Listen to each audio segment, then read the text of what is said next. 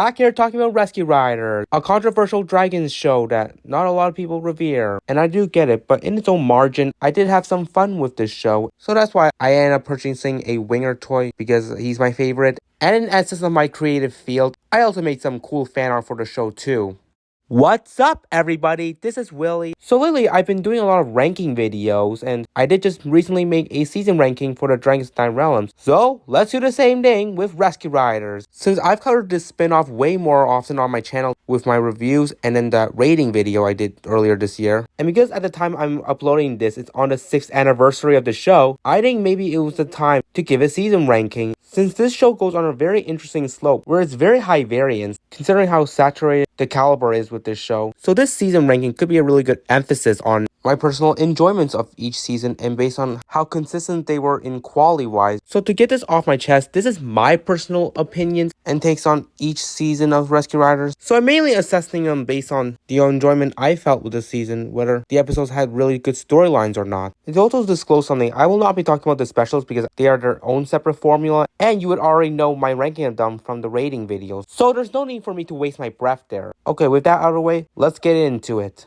So at the bottom, I am actually surprisingly putting Season 5 / Heroes of the Sky Season 3, which even then, there was a lot of teetering on which season do I put at the bottom, since I didn't have this one initially, but as time goes on and after my latest rewatch, in retrospect, this season is probably the most unnotable for me where, to be fair, the stretch of episodes is pretty stable. It's just pretty standardized episodes with some straightforward adventuring. But you know what? That's just the thing. It's just way too stable. There's really nothing else of note that this season really has. It's just too normal for me. And to add on top of that, this season doesn't really have like a big impactful moment or episode. Like even the best episode that I listed in that video doesn't even have a true highlight moment. But yeah, I could say like the Winger grooving segment, but even then, that's not really a much big impact on the franchise as a whole. And in the grand scheme of things, this season is just not very significant. Like when I go online and see how others think about the show, this season isn't widely talked about. And that did play a big factor into my overall perceptions on the season. But that's not just it. Going back to when I said that this season was very unnotable, I do also define it as a season that is forgettable as well. Because all the episodes are just playing around at the same pace and really doesn't have much going on with it as well. Like there isn't like any sort of strong theme or such sort to make this season a bit more dynamic. Now, I'm not going to be overtly negative on it because there is some pros to the fact that I did like some certain aspects with this season. Splish standing up to the bullies was at least something. I mean, the whole episode of them returning to Sunken City was definitely unique. And I had some thrill with it as well. But then again, they don't hold much weight to it, which is pretty much a shame because I did have this season initially a much more higher coming into this ranking. But after a while thinking, I just started recognizing that this season just lacks its sense of significance. So in essence of that, I am denoted to putting this season as the definitive bottom rank season.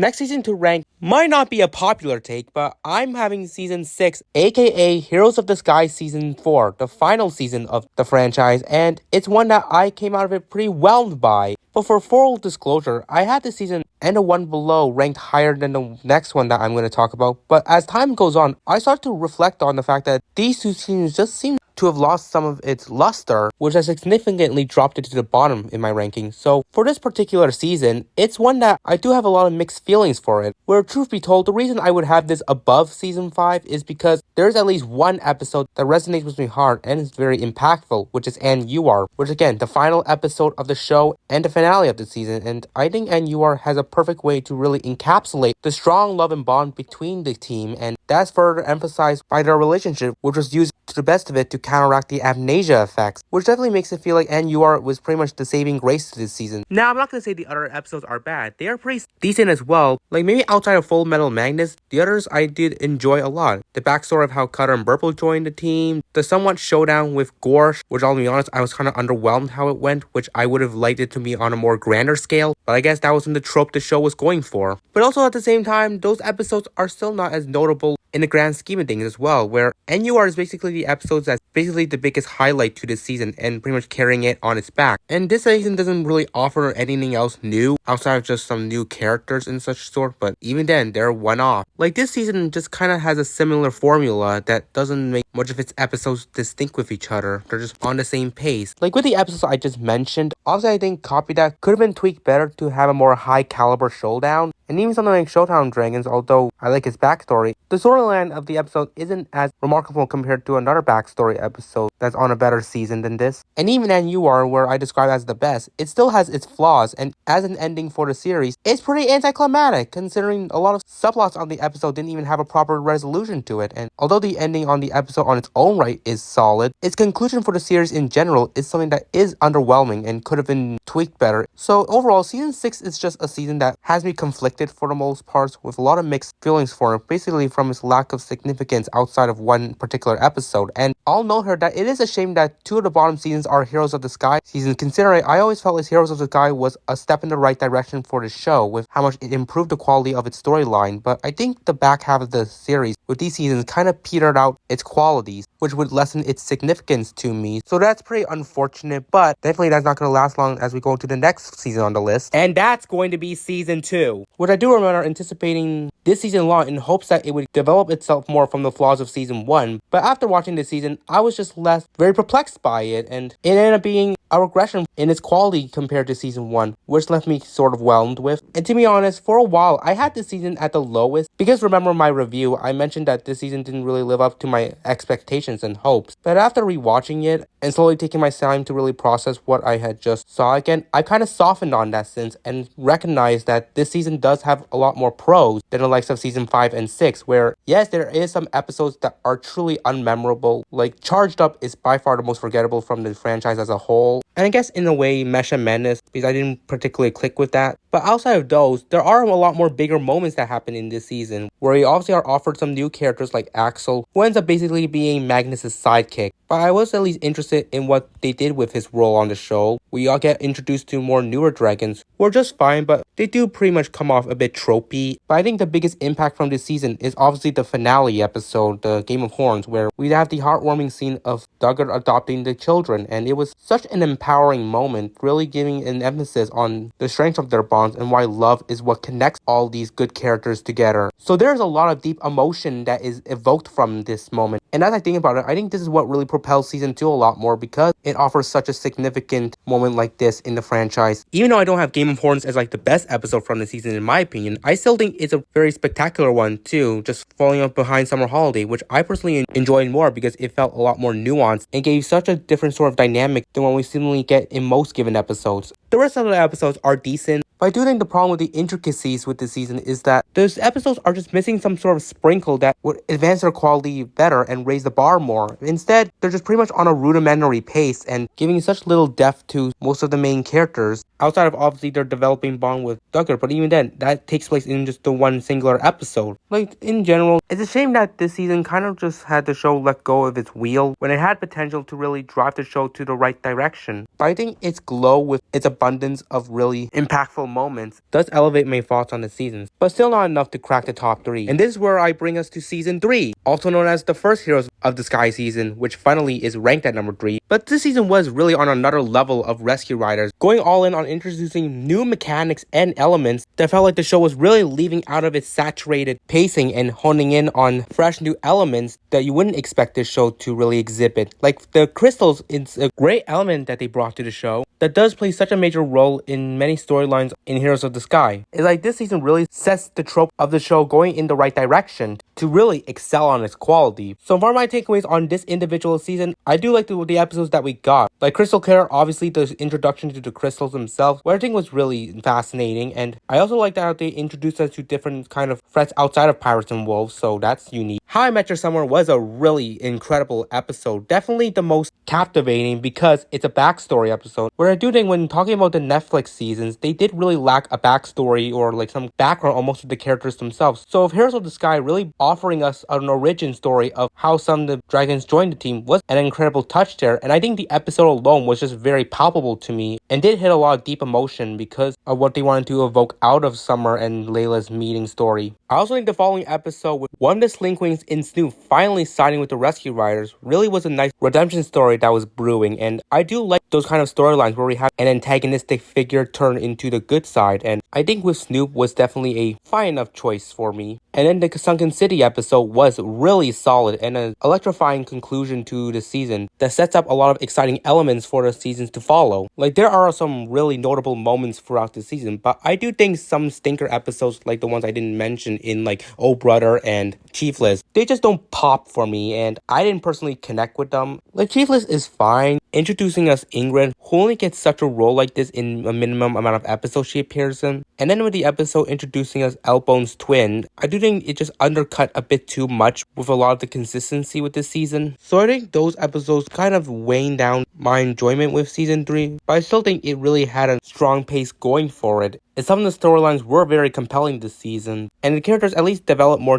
dynamism with found, which added a different sort of shift to them. So I think this season being the start of Heroes of the Sky, which was a great upbringing to the series, did progress how I enjoyed a lot from the show here, and giving us some really banger episodes, aside from 2, but had a strong setup to a lot of interesting storylines that will pay dividends down the road in the series. And next up is Season 1, which this is the runner-up on the ranking, and it is a season that, on the offset, should be the definitive number 1, considering it's obviously the introduction to the premise of the series and offering everything that we need to know about what it's about and who our characters are going to be. We're talking about characters because it's the fresh introduction of them. They are kind of in their infancy phase where we don't really get to know them as much, and unfortunately for most of them, they do lack a lot of background to their characters, mainly someone like Cutter and Burple in ways. The rest of the team at least has some interesting backstory to work with. We also know Dak and Layla's, and Agro, of course, because she joins the team in Where There's Smoke, which is a very solid episode, among one of the better ones in the franchise. And then of course Winger, who has a lot of developing done in the 2-part finale of this season, which I'll be honest, the finale episodes felt like one on a higher caliber where it really told a solid story with a lot more depth to a particular character in Winger, which I like because, I mean, come on, Winger is my personal favorite and presumably the fan favorite from the show. So I see the appeal there, and I just love everything they did with these 2 episodes to emphasize on this development. That being said, the rest of the season does have a lot of solid episodes. Like, majority of them are very notable and do exhibit a lot of impactful moments that resonate with me. Like, we have a great batch of episodes with only one that really squandered in Home Alone. But aside from that, every other episode at least offered something to the table. Where There's Smoke, obviously the introduction of Agro, that was unique. The first 3 episodes really giving us a sense of how the team settled themselves in the town. I think Crash Course were very interesting, embracing the theme of teamwork with characters that are such polar opposites to each other in terms of their abilities. Flower Power is another solid episode, really giving some of the more bolder characters a lot more adversity to face in such interesting ways, and a lot of the families do revere this episode as well. And obviously the finale episodes, which was incredible. Like, all of this should be contributing to it to be number 1 if that was the case, which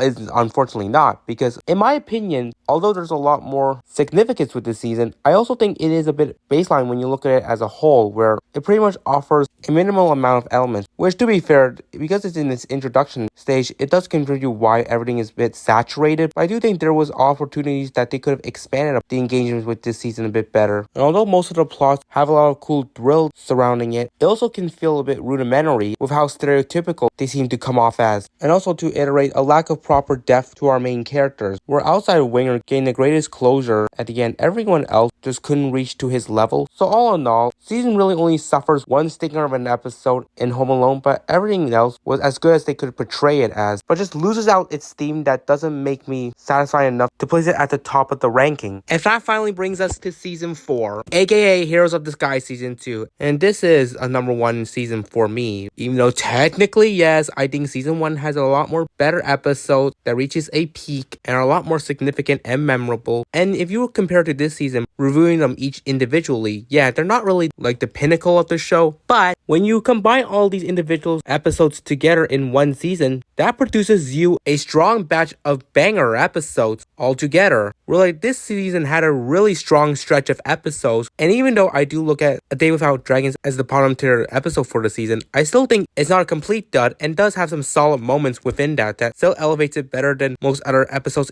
from other seasons. The story is a continuation off of the beginning of Heroes of the Sky, which I think this is where the Heroes of the Sky reaches its pinnacle and encompasses a myriad of unique and dynamic storylines that do make the plots very interesting. The redemption storyline for Snoop was satisfying to see fulfilled here after its residue from snooping around, and like there was new dragons being introduced, although weird, they did have a relevant role to play in their episodes, and at least someone had some satisfying closure to their characters, which where I began to realize that season 3 did not introduce any new dragon whatsoever, so this season was an improvement from the qualities that were missing in season 3. I like what they did with Cutter in a Teamwork is Magic episode, where at this point I didn't really think there was a episode that properly centered on him, so it was finally refreshing to at least have one with him as the focus and having a change in character for once, instead of the usual ditzy and clownish behavior that he normally exhibits. And Rescue Racers once again reheating us some winger-centric content, which is such a great appeal to me, even though I will say the episode kind of dunked down on him a bit too much with how much of his decision came down to his ego, and yeah, not a great look for his character, and does lessen my liking for this episode in comparison to the other ones focused on him, but I still love the suspenseful nature of this episode, and it did deliver somewhat of a strong moral at the end with how much there are other things better than always being a winner. And then Big She was just such a brilliant mystery episode, gives some really great whodunit vibes, and on top of that, with the whole soundbite of Burke being randomly dropped in there too. Like this season in the whole scope of things is glorious and doesn't produce an episode that brought down its luster. While the individual episodes themselves are not like the most higher highs in the world, they're still strong enough to their level that continues an upbringing of the show. And so that maintains my absolute enjoyment and what makes this season truly the peak of the show, in my personal opinion.